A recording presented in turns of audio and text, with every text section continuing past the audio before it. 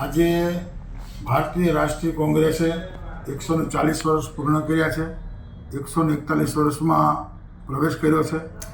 કોંગ્રેસ પક્ષ 140 વર્ષથી નાનામાં નાના વર્ગથી લઈ, ખેડૂતથી લઈ, વેપારીથી લઈ, સ્લમ વિસ્તારથી લઈ મદદ કરી છે, હેલ્પ કરી છે.